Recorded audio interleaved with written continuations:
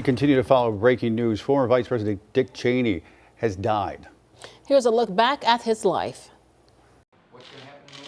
Richard Bruce Cheney forged an identity as a no-nonsense, loyal gatekeeper for George W. Bush, through whom access and influence flowed.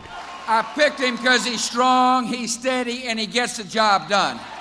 Cheney was a seasoned Washington insider long before becoming vice president. He began his public service career in the Nixon administration and then became chief of staff for President Gerald Ford. In 1978, Cheney was elected to Congress from his home state of Wyoming. He spent a decade there until the first President Bush asked him to serve as Secretary of Defense. After President Bush lost re-election, Cheney became head of the oil services giant Halliburton. It was a job that kept him steeped in foreign policy, and later the job became a lightning rod for his critics.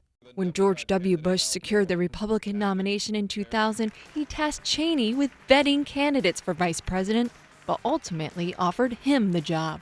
Cheney's health was a major concern. He'd had 3 mild heart attacks and a quadruple bypass before he was 50, and suffered another heart attack shortly after the 2000 election. I've got a doctor that follows me around 24 hours a day that comes with a job as vice president. His health continued to be an issue once he was out of office. In 2012, at the age of 71, Cheney underwent a heart transplant. In the Bush administration, Cheney was considered a hawk who was instrumental in the decision to invade Iraq.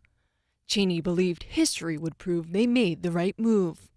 What we did in Iraq and taking down Saddam Hussein was exactly the right thing to do. During the second term of the Bush administration, Cheney would find himself at the center of controversy when his chief of staff, I. Scooter Libby, was sentenced to prison in connection with the leak of a CIA agent's name.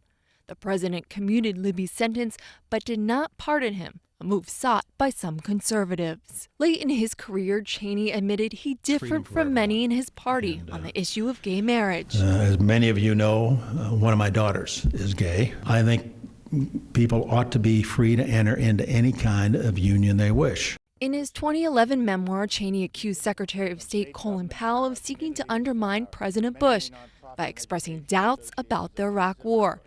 He also said Powell's successor, Condoleezza Rice, misled the president about negotiations with North Korea. Both have disputed the claims. Cheney had no interest in running for president after leaving office, but he continued to be an outspoken voice for the Republican Party. In Washington, I'm Lynne.